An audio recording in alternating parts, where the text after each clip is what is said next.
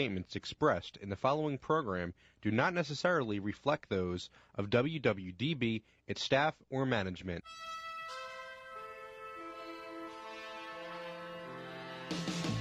You are listening to In the Know with David O. Informative, substantive, intelligent talk radio on 860 AM WWDB. And now, your host, Philadelphia Councilman David O.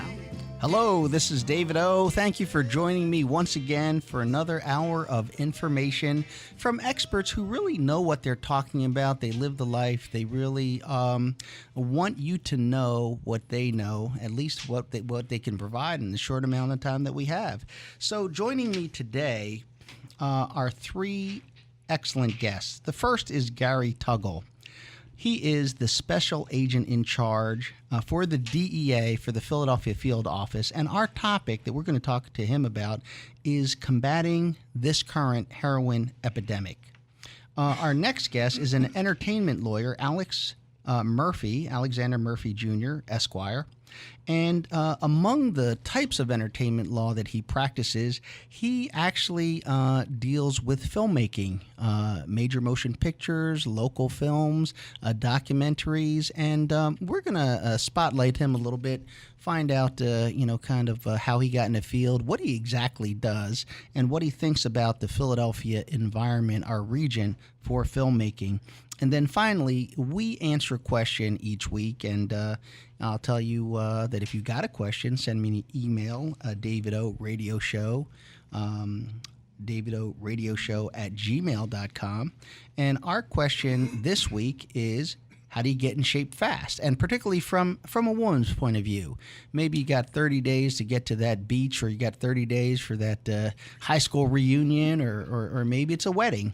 And so we'll be talking to Natalie Boss. She is a fitness nutritionist, and she'll give us her opinion on what's the best way to do that. Let me thank the show's sponsor, because this show is brought to you by Weinerman Pain and Wellness. They do a fantastic job with people who have been injured and need to get back to work or to as full a life as possible, both physically and mentally. Weinerman Pain and Wellness do a wonderful job, and I appreciate their support of this show. And I thank all our advertisers and sponsors. If you recall, last week we had a very intelligent discussion with Tim Williams, the executive director of the Philadelphia Veterans Multi-Service Center, former full-bird colonel, U.S. Army Special Forces, and Mike Manning, CEO of Care Partners Plus, also a former officer in the U.S. Army Special Forces. We were talking about technologies that combat suicide, homelessness, and substance abuse. And if you want to hear that show, or any of the other shows that we have here, you can go to my YouTube page, which is In the Know with David O. YouTube.com, In the Know with David O. You can also check it out at this station at www.wwdbam.com. Well, let me introduce our first guest. His name is Gary Tuggle. He has a wealth of experience and leadership, over 30 years, and he is with the DEA, Drug Enforcement Agency. He started as a Baltimore City police officer, and in 1992, he joined the DEA and was assigned to the Baltimore District Office. He graduated first in his basic agent class and was transferred to the Miami Field Office there. He worked on complex international drug investigations. He was assigned overseas numerous occasions. He was transferred to the Chicago field office and has done work in countries such as Trinidad, Barbados, and other locations. He ends up being the special agent in charge of the Philadelphia Field Division, which is a very senior executive position. He holds 2 master's degrees, at least from what I know of, 2 master's degree, from, among others, Johns Hopkins University. And so let me welcome Gary Tuggle. David, thank you. Thanks for having me. Well, thank you for joining us here today. I mean, it's all in the news, heroin, opioid epidemic. It's just, kind of a scale we haven't seen before. Sure, absolutely. Let me put it in some historical perspective for you. The three worst drug epidemics in this country's history go back to the post-Vietnam heroin epidemic. It was very destructive, highly addictive, but largely confined to the inner city. Then you fast forward to the crack cocaine epidemic of the 80s, extremely violent, highly addictive, but again, largely confined to the inner city. So then you jump to this particular heroin epidemic. This heroin epidemic dwarfs the other two epidemics collectively because it's got a feeder system to it that the other two didn't have, and that's the misuse and abuse of prescription opioids. And just for our listeners, what kind of impact are you talking when you talk about the abuse and misuse of opioids? Well, let me just give you an example of how prevalent the distribution of prescription opioids are in this country. In the state of Pennsylvania alone, in 2015, approximately 475 million hydrocodone were dispensed. Hydrocodone, oxycodone, Oxycontin in the state. That's enough to give every Pennsylvanian, all 12.6 million, 37 dosage units each. So it just gives you an idea of the insatiable appetite that we have, not just as a state, but as a country, because we represent less than 5% of the world's population, or right around 5%, yet we consume 99% of the hydrocodone produced in the world. So if we're using 99%, what's the rest of the world doing for pain? Right. And there's a lot to this discussion, and you have been fully engaged in all aspects of this discussion. One of the things that people need to know, because, myself, when I was growing up, people would prescribe Percocets. I thought they'd been around for like 1,000 years, but actually they're relatively new. Well, let me just talk about when we start to see the emergence of this current opioid epidemic. It started probably 2001, 2002, and it was based in large part to these pain clinics that were popping up all throughout the U.S., particularly in the southeast U.S. And southern U.S. and Florida, where we would see literally busloads of people coming from throughout the country to get these opioid prescriptions from these what we call rogue practitioners or pain clinics. Right. Those are the folks that, to me, that are no better than the folks that are out dealing heroin. As a matter of fact, they're worse, because these practitioners took an oath to do no harm, yet they do it every single day.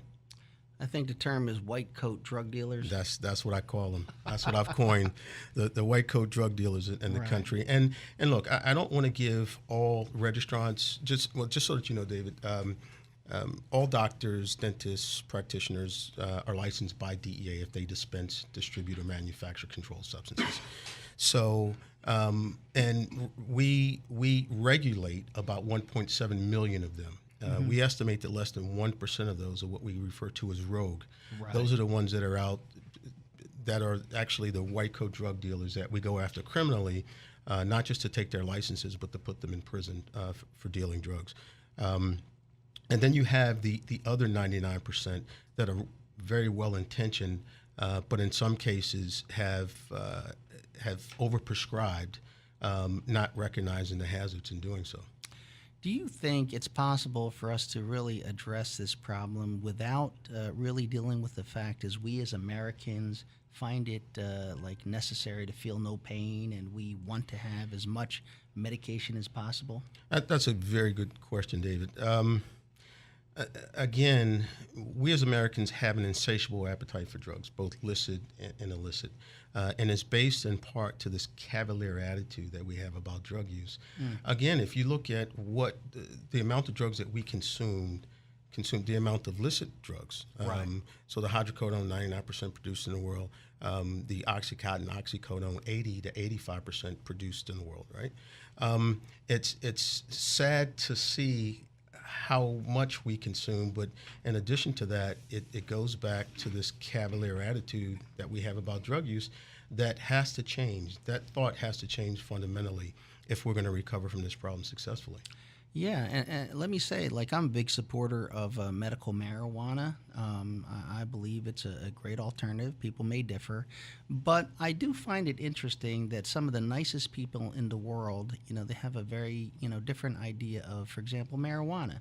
Marijuana, the harmless drug, marijuana, the cool drug, marijuana, the drug that does no harm. And yet you have seen in overseas countries just how violent and how vile these cartels are when they deal with farmers and regular folks. I mean, just the mutilations, it's just a terrible, terrible thing. And yet we are, in a way, the cause of it because we have all the money in the world to spend on these drugs. And as you said, a cavalier attitude. Exactly.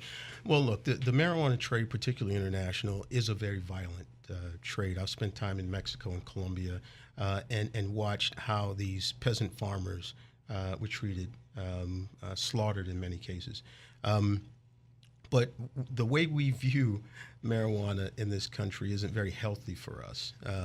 To suggest that marijuana doesn't lead to other drug use like cocaine, like heroin, and opioids, other prescription opioids, is very naive at best. To suggest that it should be something that should be legalized for whomever wants it really puts a knife into the Americans as a culture. And I'll tell you why. Because we need to look at reducing the demand for drugs in this country, not creating more demand. We need to reduce the demand. We do a really, really good job of going after the supply side of it. But it's when we send these mixed messages, particularly to our young people, that, one drug is okay to use, but don't use this other drug, right? Well, we don't tell them that the other drug that they're telling them, that they're saying, hey, it's okay to use, could potentially lead to the more dangerous drug. And we need to be very, very careful about that. Let me then focus on your job specifically, Okay. Sure. because while you're involved in all these policy issues, and I see you at all the task force meetings and out in the public, but in fact, what is the role of the DEA in Philadelphia? Okay, so I'm the DEA Special Agent-In-Charge, so I'm in charge of all enforcement and regulatory efforts in the states of Pennsylvania and Delaware. We regulate almost 78,000 registrants between the two states. These are, again, individuals and organizations that are licensed by us and those states, and these states rather, to manufacture, dispense, and prescribe controlled substances. And what is the current situation that you face outside of just the regulation aspect, but with, for example, the illegal smuggling in of heroin in today's environment?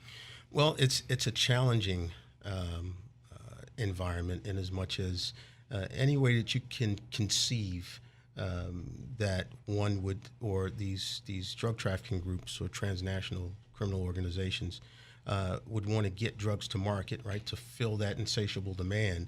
They'll do it. They'll cut open puppies. They will insert drugs in corpses. Any type of commerce that you can imagine coming into the country, particularly from Mexico and in many cases Colombia, but other places in Central and South America, you can probably find drugs being smuggled as well. With today's technology, everything from drones to just communications at an unprecedented level than ever before, GPS, all that, and then our waterways. I mean, our coastline, with the kind of cut in funding for the U.S. Coast Guard. How do you manage, kind of protecting the borders from narco-terrorism and drug smuggling? Well, it's funny you use the term narco-terrorism because that's very true. The drug trafficking groups or transnational criminal organizations that are responsible for the drugs coming in here literally terrorize people. We have to be sort of hyper-vigilant in terms of trying to reduce demand and trying to protect our waterways. But to be candid with you, David, we're a victim of our own geography at the end of the day. We've got some of the most accessible waterways in the world, some of the most sophisticated infrastructure in terms of highway systems in the world. So that makes us literally a victim of our own success. But we need to look more at reducing the level of demand in this country. We have to look, if we can prevent people from using drugs in the beginning, or see somebody treated and not use drugs after that, you deny revenue to the upstream drug trafficker, right? Which is what we ultimately want to do. We want to hit them in the pocket. And in order to do that, we have to reduce the level of demand in this country.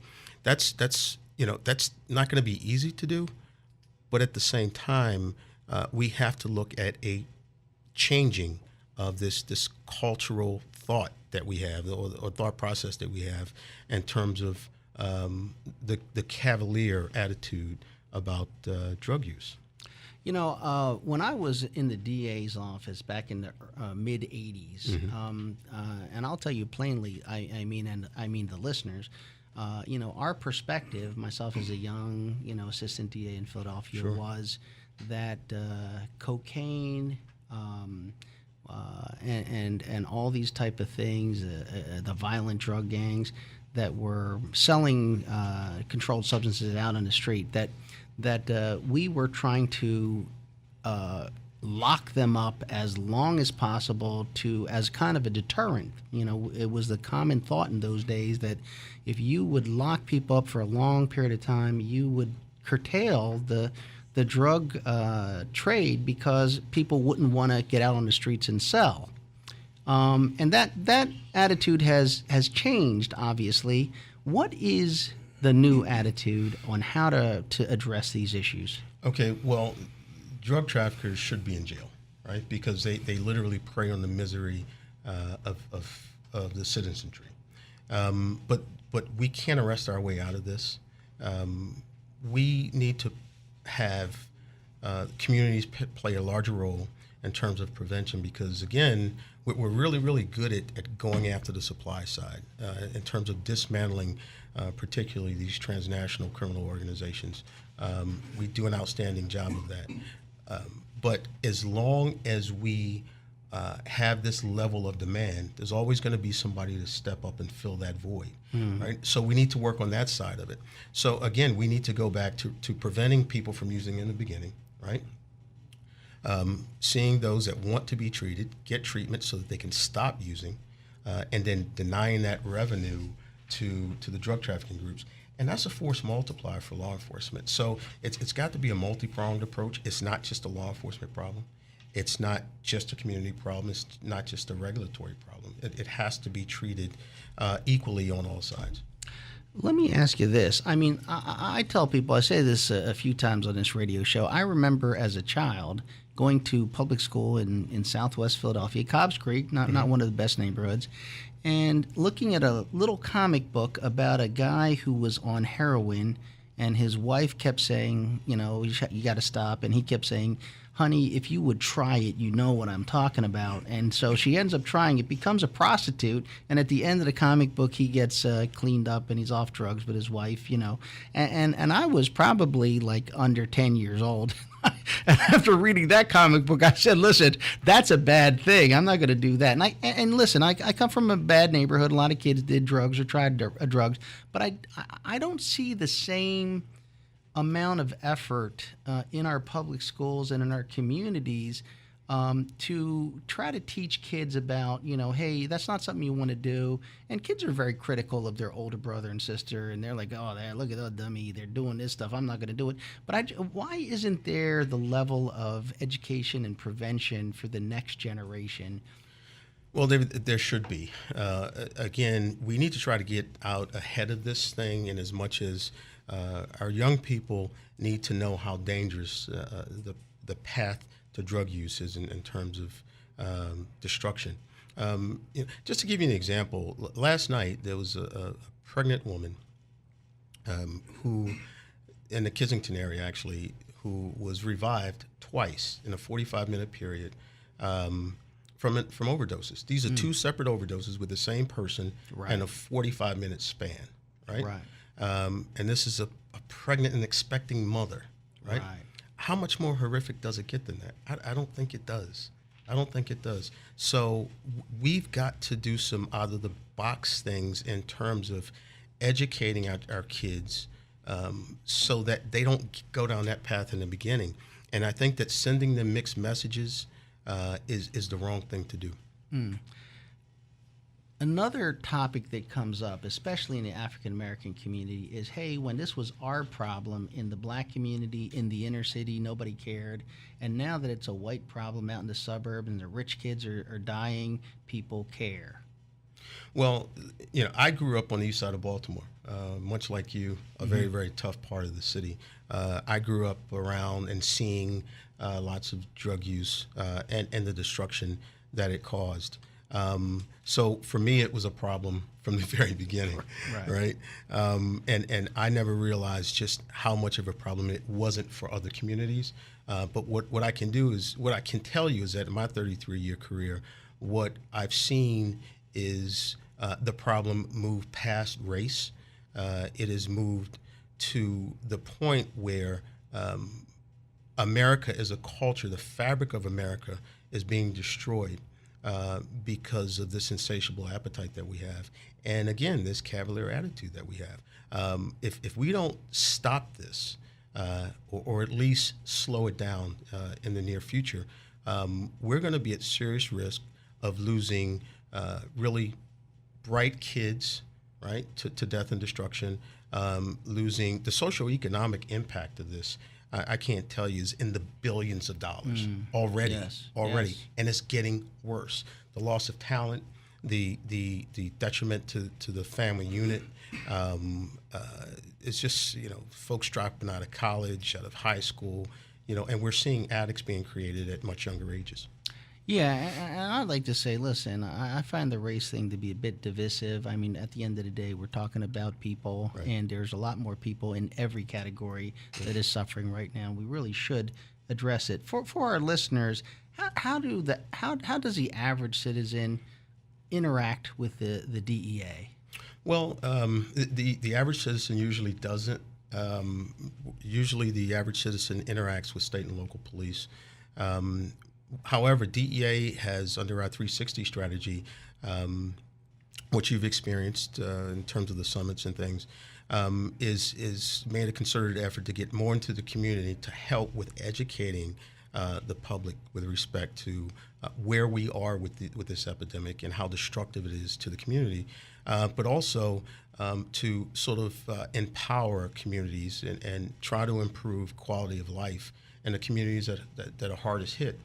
Which is why you saw so active or you see us so active in the Kensington area of the city. We're in schools, we're talking to schools. And look, I've got about 370 people that work for me, and I encourage them all to get involved in their own communities with respect to this problem. Schools, churches, community events, be active in trying to stop this problem because it's serious. One of the things that I see is that people have a tendency to get desensitized to stuff once they see it over and over and over again. It's sort of like the old PTSD, right? Not old, but it's a symptom of that. Yes. And when I look at areas of not just this city, but in Baltimore and other major metropolitan cities, I see that plight of despair, and I see kids literally walking about to get to school, walking by this stuff every single day, right? And they become desensitized to it. And when that happens, it's really a cultural hit for us because their quality of life is not where it should be at that point, and kids shouldn't have to see this stuff. Right.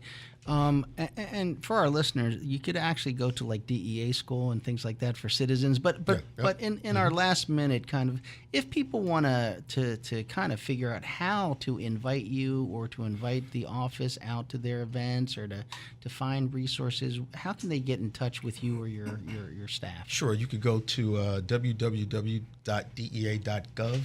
and look for Philadelphia Field Division, and all of the contact information will be right there.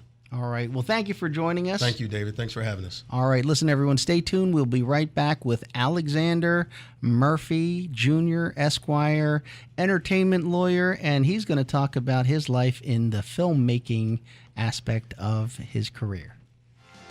You are listening to In the Know with David O. Informative, substantive, intelligent talk radio on 860 AM WWDB. If you've suffered an injury from a motor vehicle crash, trip and fall, construction, or work-related accident, contact the Padova firm to speak with John Padova himself.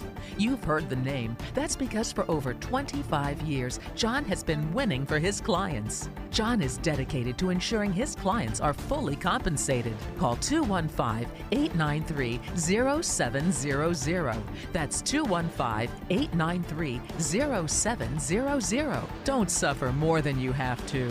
Call John Padova today. Help is on the way. Here at Sonny's Famous Cheesesteaks, we have the utmost respect for the founding fathers of our fair city's most celebrated sandwich. But we also understand the inevitability of time marching on. So come to Sonny's in Old City for a revolutionary take on the classic. And try the cheesesteak that Alan Richmond of GQ magazine named the best in Philadelphia. And declare your inalienable right to life, liberty, and the pursuit of cheesiness. Sonny's Famous Steaks, 228 Market. My friends, this is Joe Kraus. You've heard me on Philadelphia radio now for over 20 years, and you know I don't often endorse products or people unless they are real game changers. I want to tell you about Weinerman Pain and Wellness, located in Center City, Philadelphia. And at the end of this short personal endorsement, I want you to consider Weinerman Pain and Wellness. If you are recovering from an injury, if you or a family member has been diagnosed with a disorder that has stopped you in your tracks, or if you're like me, determined to learn about wellness while getting yourself prepared to stay healthy so you can enjoy the blessings of your family. Remember the name of this warm and caring location, Weinerman Pain and Wellness. Why should you consider Weinerman Pain and Wellness?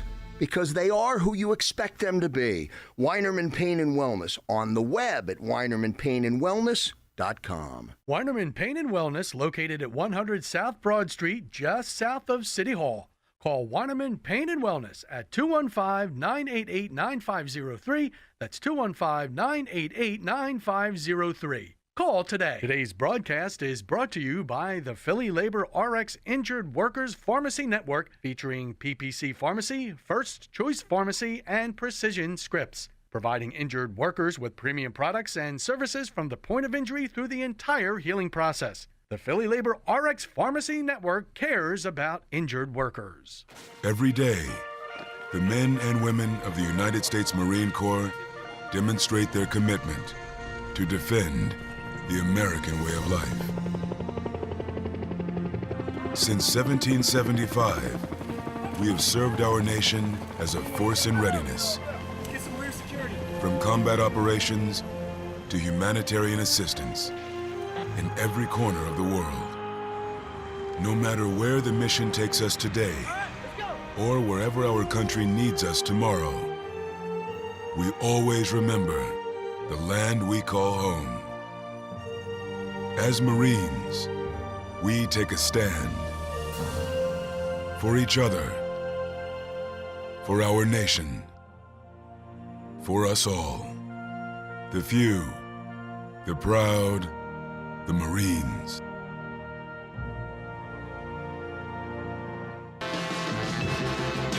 All right, and we are back. We were just talking to Gary Tuggle, Special Agent-In-Charge, the Philadelphia field office, which is all of Pennsylvania and the state of Delaware.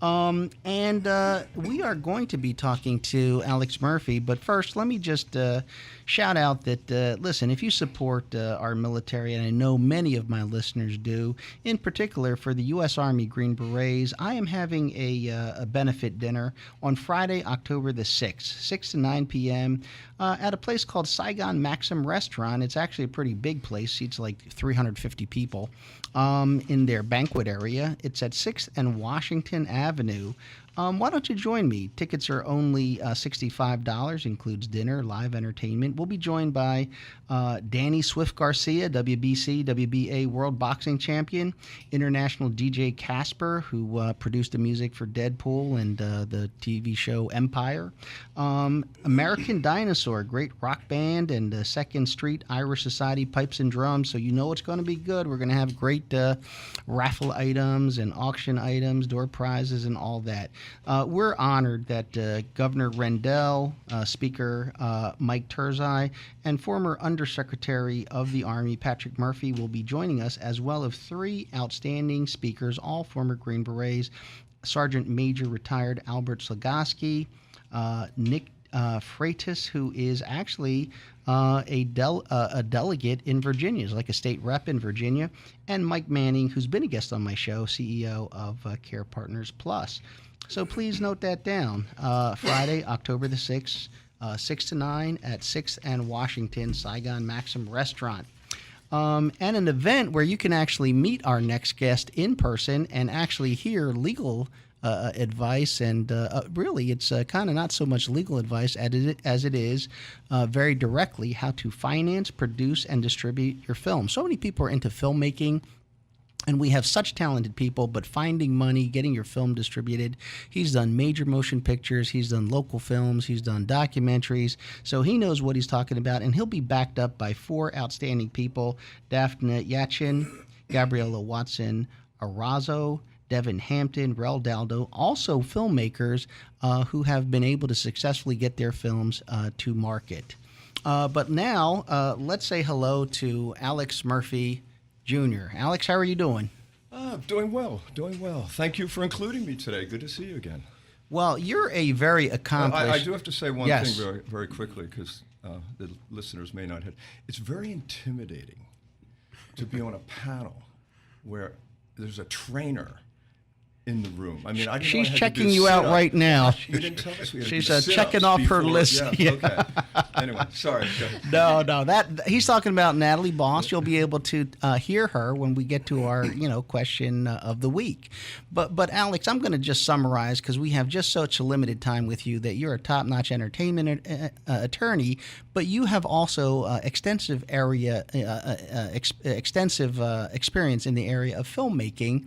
But let me start with this. How'd you get into entertainment law? Okay. Let me mention, by the way, Rel Daldell, who's going to be on the panel. I did the legal work on his first film that he directed. Oh, okay. Small World. Yeah. Here in Philadelphia. How did I get... Oh, okay. Here we go. History time. How did I get into... After graduating high school... Yes. Collingswood High School nearby, across the river. But I was born in Philadelphia, so don't hold it against me. I went to Westchester University, majored in music. Did you go to Westchester? I went to Westchester, too. Oh, it's great. Go Ram. Anyway, sorry, we'll get back to the show here. So I went and majored in music. While I was there, I got signed to Decca Records with a band when I was in college. Yes. And we toured. Afterwards, I was playing with a jazz group and toured with them. After I graduated, I went back and I taught for years, a grad teaching assistant at the School of Music at Westchester. And I think it was my last run on the tour. I was in my early 20s, not married. And the leader of the band was, I think at 45, had 5 children. And even at 22, occasionally common sense does kick in, even at that age. I looked around and I said, do I want to be doing that when I'm 45 years old with 5 children, 9 months of the year, different city every night? So I looked around and I said, I think I might want to do something different. What do I want to do? And I thought, what could I do to stay close to the industry, but not have to live on the bus? So I decided to go to law school. I thought, I'll go. Back in those era, if you didn't like it, you could drop out. Today, it's a disgrace. But anyway, I went. After the first year, law school almost drove me back to the bus, but I stuck it out. And I went to law school specifically to be an entertainment lawyer. If I weren't going to be an entertainment attorney, I would have headed for Tahiti, started a jazz trio, sat on the beach under the the thatched roof, and had a tequila once in a while, I guess. But so let's start with the fact that's that how I got into entertainment law. Yeah, so let's start with the fact that kind of like you're in the same wavelength as your clients in some creative sense. But you end up not only doing music and all that. You find your way into film. How did that happen? I primarily, because I came out of the music business. My practice was exclusively music in the beginning, and then I started doing some licensing of music for TV shows and movies, and started meeting some people on the other side, and they started bringing work. I mean, it's much like any business; it's who's knocking on your door. And they started coming over, and I started getting more of those kind of clients. And to be honest with you, as I got older, I realized that you did more of the work for film during the day rather than 2 a.m. at a club, waiting for MCA Records to show up. So as things came in, I gradually, over the years, started pushing my practice into the film TV direction. Yeah, and for the listeners, let me say that Russ Striner, you may know Night of the Living Dead, is or was a client. Pittsburgh. Violetta Wallace, who is the mother of Notorious B.I.G., and you did the rights for the movie Notorious B.I.G. Yeah, a woman that I was sharing an office with represented her and B.I.G. from the very beginning. And they walked in one day with a contract to option the life story, and she walked into my office and said, "What is this?" I said, "I don't know. I don't know what a hip-hop recording contract looks like." So we used to move things around. Yeah. Oh, okay. And then Steve Perry, Lethal Weapon producer. Steve Perry, yes. He's leaving he's left Warner Brothers. Yes. And we're in the midst of, he's buying land in Salt Lake City. Going to build a studio there, getting a film fund together, and going to launch a whole new program out there.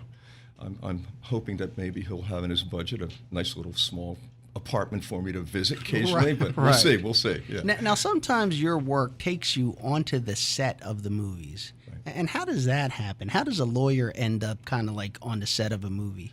Well, the first thing you do is you call and find out which days they're having Italian food, Mexican food, Indian food. Stay away from the burgers day. But no, it depends on where it is. We usually don't have to be on set, because the way film works, by the time a film is filming, it's into principal photography. They've gone through pre-production, and every single day of filming is like engineering, every minute, et cetera. So unless I'm troubleshooting, but if it's nearby, like for instance, we did the Mighty Max. Yes. About the Immaculata basketball team, which was shot here in Immaculata.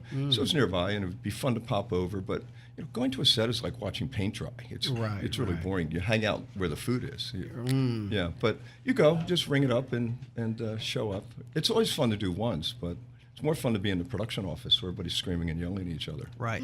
Now, one of the experiences that you've had, which is very interesting to me for our upcoming seminar and panel, is that you represented one of the major investors in the movie Gandhi, and I really love that movie. Well, I represent there was a company that had the money that I was doing legal work for, meaning it wasn't a person. Right. Yeah. Right. So I didn't want to mislead. Yes. Well, I usually don't represent the investors, like with Steve Perry. Right. Part of the money's coming from China, part of the money's coming from different places. Usually, the nature of my practice is I'm representing the producer, who's out there looking for the money from the big places, or the doctors, dentists, gynecologists, and Aunt Hilda, who's rich, hopefully. Right. But you end up representing this company, and what was the whole story, with the financing end on the movie Gandhi? Oh, on Gandhi? Oh, my goodness. Got to rewind this. You didn't tell me you were going to ask this question. In like 15 seconds. Okay, I want to get this right. Okay, ready? Attenborough, who was directing, it was money from Columbia Pictures and money from the country of India, some businessmen who owned a theater chain. And IFI, which was a company, they had done Willy Wonka Chocolate Factory, Escape from New York back then, and they were way over budget. because Attenborough was just, Gary Tuggle. Long story he's short, seen Escape from New York several times. Oh, okay. To my dismay. Right? Do you, by the way, if they do a sequel, do you want an extras role? Yeah, sure. Okay, let's do it. Yeah, okay, we're going to do this for you. Anyway, long story short, they were way over budget because Attenborough was just filming over and over. It may have something to do with Candice Bergen was in the movie, but I'm not sure. But anyway, and they were going to close it down. And IFI came in and brought in the finishing funds, actually. And everybody thought they were crazy because, you think about it now, back then it was, the film's about this little ball guy running around the desert with a sheet. Who's going to go see that movie? They didn't think it commercially was going to make a lot of money because it's so historical. And it did. In fact, they have so much footage left over, they could probably do an 8-hour miniseries. Really? Great movie. Great movie. Never got to meet Candace, though, I have to tell you. Oh, how about Ben Kingsley, though? He's fantastic. One of the things you do is you teach, you lecture and all that. And one of the, I'm looking at one of the topics, and the topic is the influence of globalization on film financing. Interesting topic. Now, I'm going to have to stop there because we've run out of time. Okay. But listen, everybody, if you want to meet Alex Murphy, if you want to talk to him, if you have an idea, if you're looking for funds, come out to the free seminar at Community College. It's September the 28th, 6 to 8 p.m., Community College of Philadelphia. So check it out. Free legal advice. Absolutely. Oh, sorry. No. And so listen, stay tuned because you're going to get some free fitness advice when we get back from this commercial break. You are listening to In the Know with David O. Informative, substantive, intelligent talk radio on 860 AM WWDB. If you've suffered an injury from a motor vehicle crash, trip and fall, construction, or work-related accident, contact the Padova firm to speak with John Padova himself. You've heard the name. That's because for over 25 years, John has been winning for his clients. John is dedicated to ensuring his clients are fully compensated. Call 215-893-0700. That's 215-893-0700. Don't suffer more than you have to. Call John Padova today. Help is on the way. My friends, this is Joe Kraus. You've heard me on Philadelphia radio now for over 20 years, and I don't often endorse products or people unless they are real game changers. I want to tell you about Weinerman Pain and Wellness, located in Center City, Philadelphia.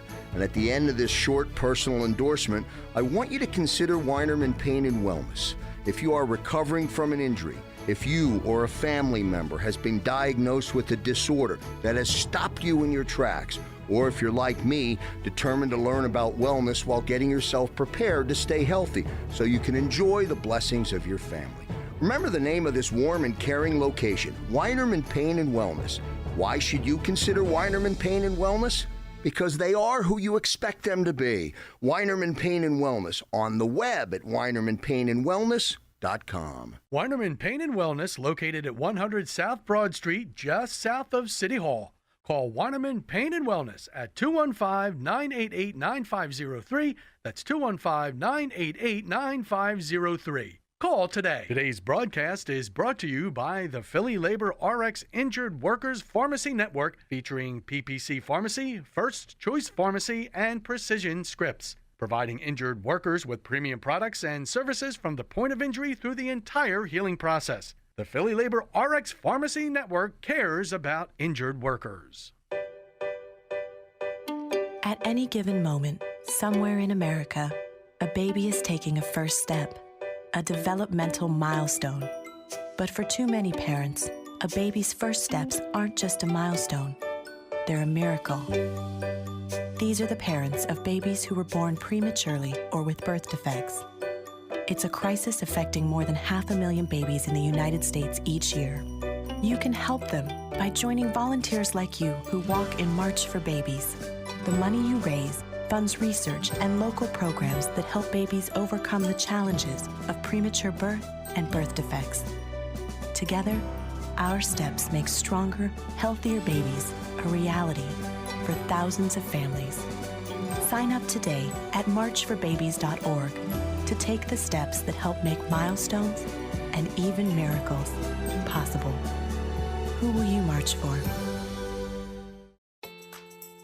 Introducing the YMCA. What, you already know the why? Or so you think. Sure, you know the why for a swim, a workout, even a game of hoops. But did you know we're more than that? We're a cause. When you take your jump shot at the Y, someone else is getting job training. Take a cardio class, while kids are in an after-school enrichment program. Practice your downward-facing dog as a teen practices her leadership skills. That's the why. We work with people no matter their age, income, or background and give them the opportunity to learn, grow, and thrive, all with one simple goal in mind, to strengthen our community. And we've got so much more that does just that. So while you might think of the Y as that place for lifting weights, we're also about lifting entire communities. Introducing the Y. We're so much more than a place. We're a cause. Visit ymca.net/more. And we are back. Listen, my next guest has a life motto, quote, "Be the change you wish to see in the world." Hey, that's from the movie Gandhi. Well, it's not from the movie. The movie's about Gandhi. I got that on the T-shirt, but I like that motto. Her name is Natalie Boss, and she has a company, Body by Boss. She says, be your own boss in fitness, health, and life. And a little fun facts about her. She is born and raised in Philadelphia. She has a black belt in Taekwondo, a purple belt in Brazilian Jiu-Jitsu, and is a nationally qualified figure competitor. And actually, she says she's recovered from an eating disorder, and so she's here to answer our question. But let's first get to know her a little more, because I know she does nutrition and all that stuff. Natalie, welcome to the show. Thanks, David O. Thank you. I'm glad to be here, and you pretty much hit the nail on the head. A few additional things that I like to do. I am a fitness coach as well at Maxercise Academy, where I teach women's fitness and boot camp and nutrition there.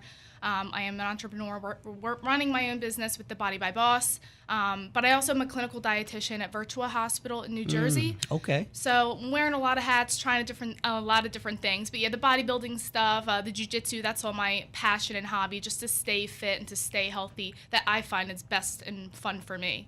But okay, so here is our question. Our question, and sometimes I have to read into the question. The question is basically, how do you get in shape fast? And there's a lot of kind of like implied things, like in a healthy way, in a way that doesn't run you down.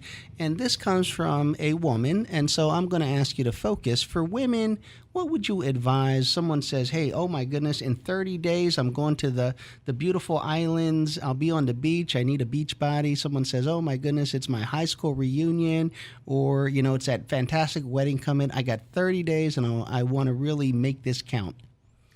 Absolutely. I mean, I literally get this question every single day, and I'm going to tell you what I tell all my patients and clients verbatim. So to start, the bottom line when it comes to any kind of weight loss is you have to burn more calories than you eat.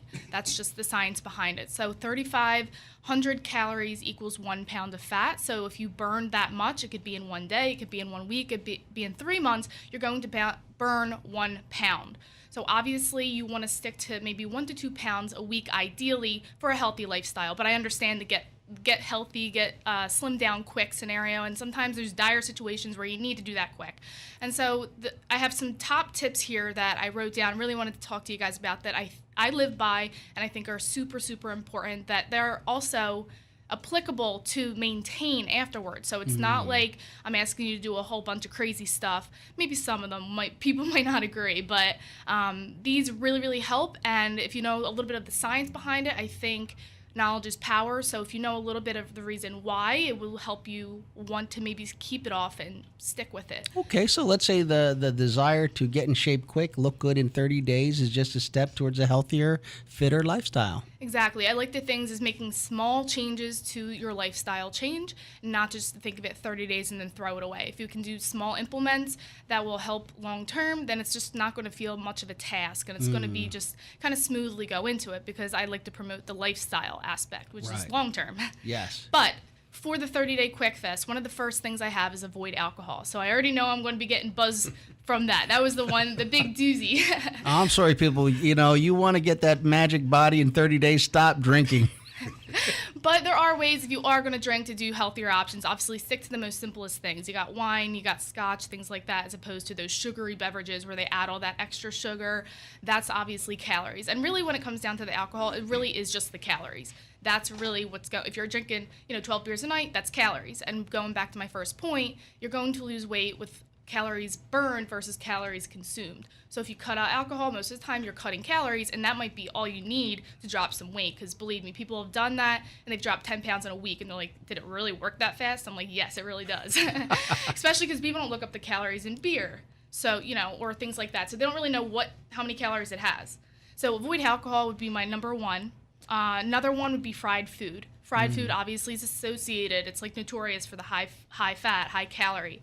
But a little bit of science behind the fried food is not only is it unhealthy fats, but it's also high in sodium. And in the body, when we have too much sodium, we actually retain water. It's just like the way our body tries to balance it. So when we're having a lot of salty foods, that's like where we feel our bloatedness, our puffiness, and that's our, quote, water weight. So that's a lot of times people in those 30 days mostly lose a lot of water weight. So that could just come from sticking to a cleaner diet of fruits, vegetables, whole grains, lean proteins, but trying to minimize those salty foods. So even foods such as chips and crackers, getting low sodium options. If you do a lot of canned foods, you want to stick to more fresh foods because that stuff, anything on the shelves, I call the inside of the grocery store your vortex, because the second you walk in and go into the aisles with all the appealing marketing strategies, you're going to get sucked into the vortex. You're going to start buying all this stuff. So stick to the perimeter of the grocery stores. That's where all your main kind of food sources are, and that's going to provide you with the nutritious foods that you need. But regardless, the salty foods, if you reduce that, that's what's going to help to reduce you retaining that fluid, which is another source of having weight. Another one kind of bounces off that is drink a lot of water. When you drink a lot of water, you flush out the toxins. So in addition to decreasing the amount of salt, if you increase the amount of water, you're going to really provide hydration, which most of the time, most of the Americans are dehydrated, whether or not they have the symptoms. It's just because our body is, 90% water, right? We definitely don't drink as much water as we need to have sustainable just biological processes. So really making sure that we stay hydrated is going to help flush out those toxins. That's going to help us look better and just help us lose weight as well. And a lot of the times that helps also with bloatedness in the belly area. Okay. Which obviously is our big thing for trying to get into a bikini. Yeah, that's key. Belly area, yeah. Yeah, so those are some top ones. The other two that I want to touch on, this one is a big one I get all the time, carbs. All right, carbs are not bad for you, but I will be kind of like a devil's advocate here when it comes to carbs, because I always promote carbs. They are healthy. They are really going to help with our brain health and just keeping us cognitive throughout the day. They are supposed to give us energy. However, when you're trying to diet for a short period of time, it is actually very beneficial to decrease your carbs for a short amount of time. Carbs are an anabolic, which means they build muscle, but they can also promote fat gain. So when it comes to that, it's really just portion size, portion control with your carbs, and also choosing healthier carbs. Healthier carb options could be sweet potato, brown rice, bananas, berries, things like that. Just pretty much going back to that whole foods kind of scenario. If it's in a package, get rid of it. Stick to the whole foods and just, have maybe one banana, not 3 throughout the day. Just something like that. Like just sticking to portion size, sticking to whole foods, and you can still have your carbs. What are bad carbs? Bad carbs are going to be like chips and pretzels and anything that's man-made and processed. Chocolate chip cookies with like muffins, like muffins and cookies and all that stuff. Yes, everything you like is bad. Okay. Yeah, pretty much. But like carbs are in vegetables, so that is a way to get your carbs in. Nobody's going to really take that route most of the time. But that is a way. Fruit is also a good way too, because it's sweet, so it satisfies our sweet tooth. But you can be, go to sleep happy at night because you're doing something well for your body. It does provide fiber to help with your digestion as well. But there's a good healthier carb option. So I wanted to touch real quick on the Atkins diet, because I know so many people turn to that when it comes to losing weight. And because of what I just said, there is science behind why it's efficient, because when you decrease your carbs, you're dipping into your fat stores that your body's going to be using for your energy, because you're not giving it carbs that it wants to use for energy. So it's going to do that. So it does work, but you can't do it long term, because then your body's going to start going crazy, because your brain actually needs carbs to function. That's why it doesn't work long term, and you gain that weight back when you start just like going crazy after being on a diet. But with the Atkins diet, most of the time they promote just heavy protein. Right. Because they're doing no carbs, so there's some way you have to stay full. But what I want to tell you guys, if you are going to use the Atkins diet, is you still want to stick to, like I said, carbs like vegetables, which they have minimal carbs in them, but stick to lean protein. So stick to eggs, stick to like Greek yogurt, stick to chicken, lean pork. Don't fall into like the deli meat trap and just pepperoni. A lot of people will get like those salty, heavy meats, which goes back to my previous point, and it's loaded with salt and heavy fats, and really that's just leading to a heart disease. So you want to just stick to the lean meats and stick to the lower carb vegetables and stuff like that. And this way it's still satisfying that Atkins diet, but it's a much healthier way to do it, as opposed to loading up on dairy and loading up on the heavy meats, because that's what people tend to do, and they will see results. But you also don't want to just overload your body with all that salt and fat in a short amount of time, and then it's just going to really make your body bounce back terribly. So incorporating that will slowly be a healthier way to do that. And then that's kind of what I was saying too, load up on lean meats and veggies. That's kind of what I want to hit on when it comes to the carbs. So you do want to decrease your carbs there. And then lastly is just going to be exercise. So there's cardio, which burns calories. You could do weight training, which actually just builds muscle, which just increases your metabolic rate throughout the day. So even just walking down the street, you're burning more calories than if you were just kind of sitting down. Right. So those are some options as well to burn calories. So that's pretty much my top tips for losing weight fast, and hopefully you can do all of them, one of them, and that will make you lose weight quick, and hopefully help you keep it off. All right, fantastic. And the other thing you can do is you get a personal trainer, go to a gym, and for that, let me just say, how do people get in touch with you? And I know you do videos and all that, so how do they learn more? Absolutely. So I have tons of free resources. I have a YouTube channel, just search Body by Boss. I have Instagram accounts. I post all kinds of nutrition recipes, fitness workouts. That'll be Natty Boss, NATTIEBOSS. There's going to be Natty Boss Fit, Natty Boss RDN for our registered dietitian nutritionist, and Natty Boss _nutrition. I know I have a lot of resources. And then you can just go on my website, bodybyboss.com, and that's just going to have all the packages I have available for purchase. All right, thank you. And that's our show. Thank you for having me.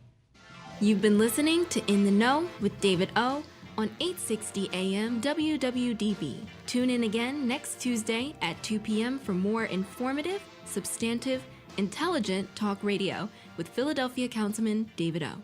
Councilman David O. Councilman David O. Councilman David O. Councilman David O. Councilman David O. Councilman